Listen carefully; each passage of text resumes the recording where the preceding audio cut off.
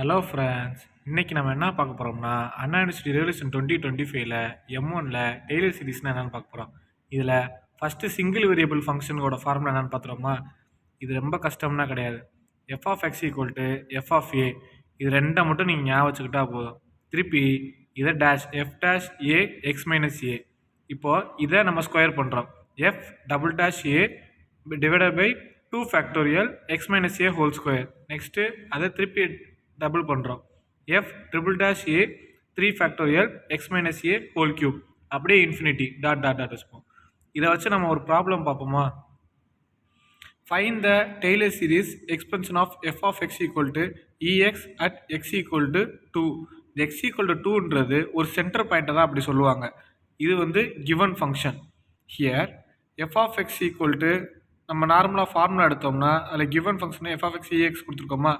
இப்போ இதை டிஃப்ரென்ஷியேட் பண்ணோம்னா அதே இஎக்ஸ் தான் வரும். ஏன்னா இஎக்ஸை வச்சு நம்ம என்ன பண்ணாலும் எத்தனை தடவை நம்ம டிஃப்ரென்ஷியேட் பண்ணாலும் அது சேம் ஆன்சர் தான் வரும்.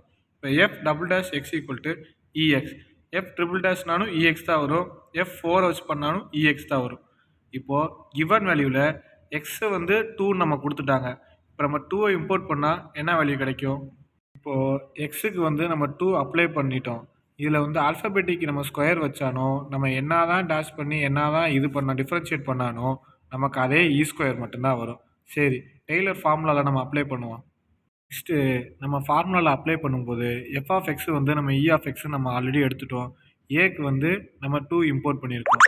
2 இம்போர்ட் பண்ணும்போது x minus 2 f dash of 2 x minus 2 whole square by 2 factorial, அது அப்படியே இன்ஃபினிட்டி தான். இப்போது ஆல்ரெடி நம்ம கிவன் வேல்யூ எடுத்து வச்சுருக்கோம்ல, இதை அப்படியே நம்ம ஃபார்முலாவில் அப்ளை பண்ணும்போது எஃப் ஆஃப் 2 வந்து இ ஸ்கொயராக மாறும். X minus 2 f dash of 2 e square தான். இல்லை எஃப் ஆஃப் 2 எங்கெல்லாம் இருக்கோ அங்கே எல்லாம் நம்ம இ ஸ்கொயர் அப்ளை பண்ணுறோம். அப்ளை பண்ணக்கப்புறம் நெக்ஸ்ட் என்ன பண்ணுறோம், இது எல்லாத்துலேயும் காமனாக இருக்கிறது இ ஸ்கொயர். இப்போது இ ஸ்கொயரை வந்து காமனாக வெளியே எடுக்கும்போது 1 plus X minus 2 plus X minus 2 whole square 2 factorial X minus 2 whole cube 3 factorial அப்படியே இன்ஃபினிட்டி. கடைசி முடிக்கும்போது டாட் டாட் வச்சு முடிச்சிருங்க. அவ்வளோதான் ஃப்ரெண்ட்ஸ். நெக்ஸ்ட் அடுத்தடுத்த எக்ஸாம்பிள் வந்து நம்ம அப்லோட் பண்ணிடுவோம். நம்ம சேனலை மறந்துடாமல் சப்ஸ்கிரைப் பண்ணிடுங்க. தேங்க்யூ.